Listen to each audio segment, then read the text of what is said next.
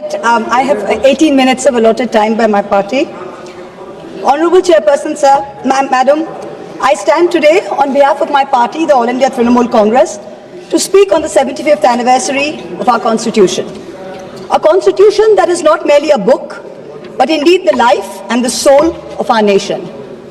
Almost 75 years ago to the day, on the 25th of November 1949, Baba Saheb Ambedkar reminded us we must observe the caution which John Stuart Mill has given to all who are interested in the maintenance of democracy, namely, not to lay their liberties at the foot of even a great man or to trust him with powers which enable him to subvert their institutions.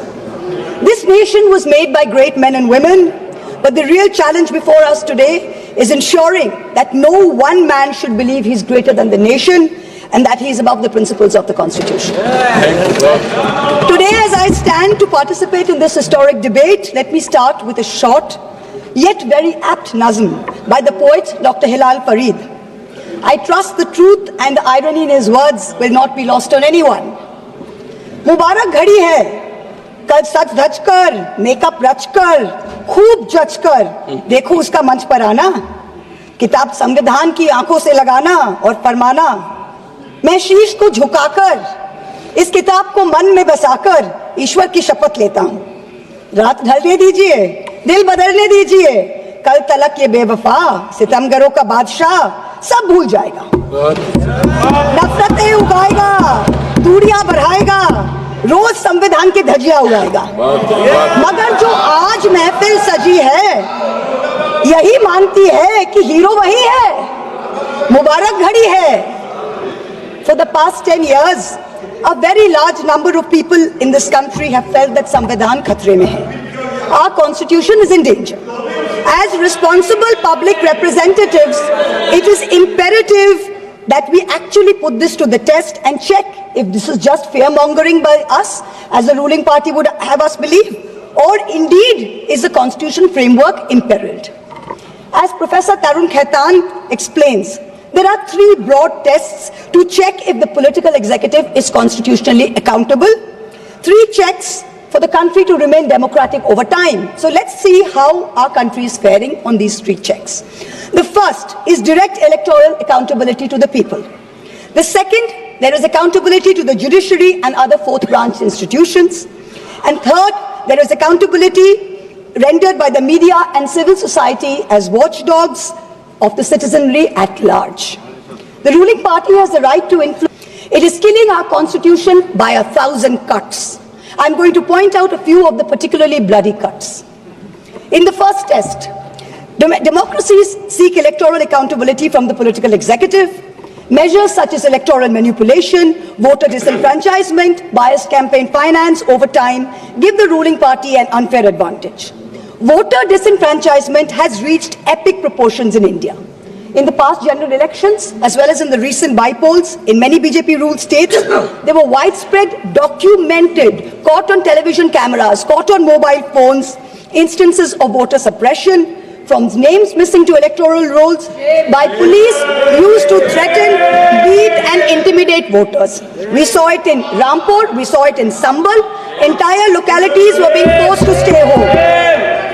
Another aspect is the largely targeted exclusion of a hated minority by a prejudiced majoritarian state, creating a whole section of second-class citizens whose rights are less equal than others. This government brought in a discriminatory Citizenship Amendment Act that is openly violative of the fundamental right to equality before law.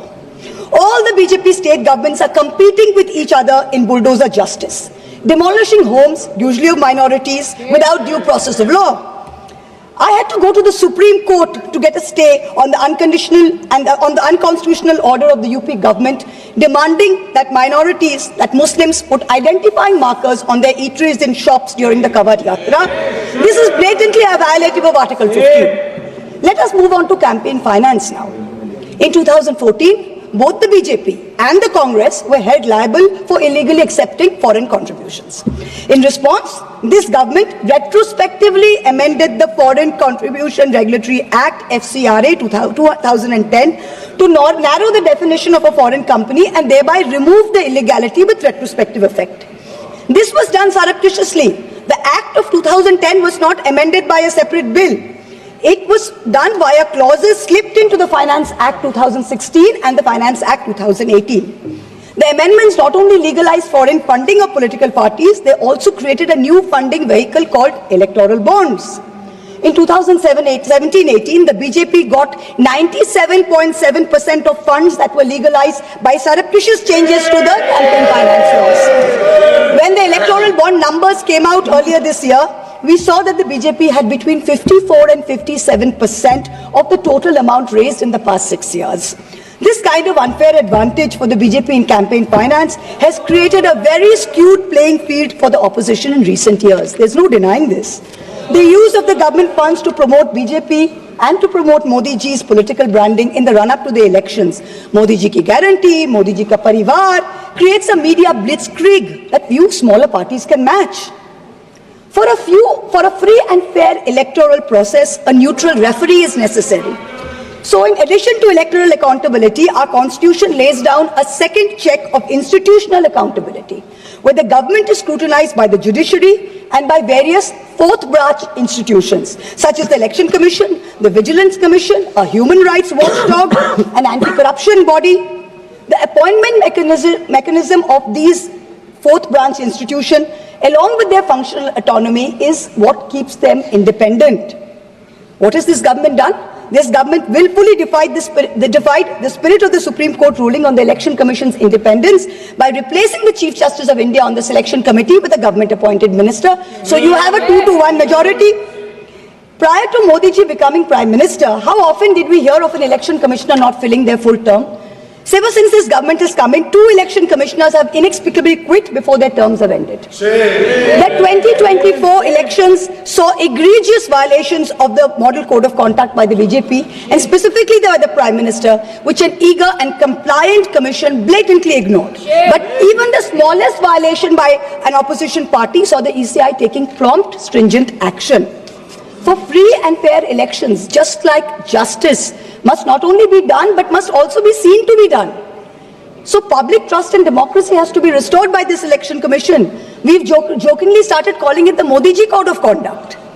Other institutional bodies have been similarly compromised. Appointments to the National Human Rights Commission have been widely criticized, especially of Justice Arun Mishra and others close to the establishment. This is a judge who, while in office, he praised on Modi ji, calling him an international visionary who thought globally and acted locally. And lest the Treasury benches claim this assessment is a biased one, please remember, it is precisely this kind of appointments that have undermined the independence of the NHRC, so much so that the NHRC has lost its UN accreditation. The NHRC can no longer represent India or vote at the UN Council of Human Rights. Allow me to turn to a simple instance of what human rights under the rule of law means, the right to bail. The erstwhile outgoing Chief Justice of India waxed eloquent recently about how the right to bail has been granted during his tenure for all. A range of under-trials, from A to Arnab to Z for Zubair. His alphabet unfortunately seems abbreviated because it did not include G for Gulfisha Fatima, didn't include H for Hani Babu, didn't include K for Khalid Safi, didn't include S for Sharjul Imam, and U for Omar Khalid, and countless others. The former Chief Justice made it a point to say that the Supreme Court is not meant to act like the political opposition. We in the political opposition don't need the Supreme Court to do our job. We are not asking it to. But what troubles us is that some members of the higher judiciary appear to be doing their best to compromise the independence and integrity of our constitutional courts. I do not think that the framers of our constitution ever imagined a scenario where judges would rely on private conversations with God to write judgments, rather than on objective logic, on reasoning, and on the law and the Constitution.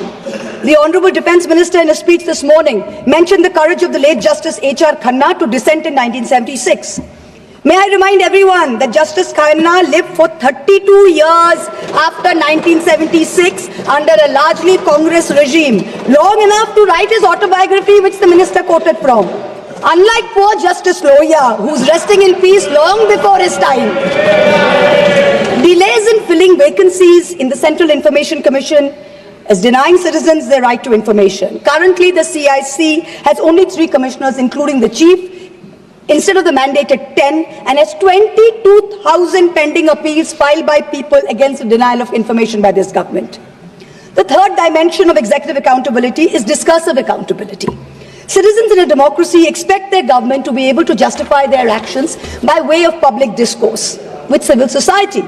This government on a daily basis is pursuing unconstitutional methods of restricting freedom of the press and freedom of speech. Its ill-conceived amendments to the IT rules to create fact-checking units was recently struck down by the Bombay High Court as being violative of Articles 14 and 19 of the Constitution. The latest UP police cases against fact-checker Mohammad Zubair, when the UP police is invoking de facto sedition against a fact-checker who is documenting hate speech. This is preposterous. I am one of the petitioners challenging the constitutionality of the sedition law, and the Supreme Court has very clearly stated that no coercive action will be taken on alleged sedition cases till the matter is decided. Yet the government doesn't stop. The Bharatiya Nyaya Samhita, which the ruling party brought in last year when most of the parliamentarians were suspended, they said we are dropping sedition, but you also replaced it with a far more draconian Section 152. There's also something else which we all need to think about. The BNS for the first time adds terrorism as a punishable offence and defines it as an act that intends to threaten the unity, integrity and security. So the crime of terrorism is no longer anchored in an actual act. It's anchored in an intent or a thought. This means that from now onwards, the parents of disappearing Kashmiris or disappearing Manipuris who are protesting peacefully in a park can be accused of being terrorists. What they do or do not do in that park while they assemble is besides the point. As long as a police officer is convinced that they have the intent to do something, they can be terrorists. This makes terrorism a thought crime. Madam Chairperson, this is closer to the letter and spirit of the dystopian reality in George Orwell's 1984 than it is to the Constitution of India. Let me turn to how the policy of 1,000 cuts has damaged our institutions. Institutions like the Enforcement Directorate and the CBI have turned into extortionist departments for the government.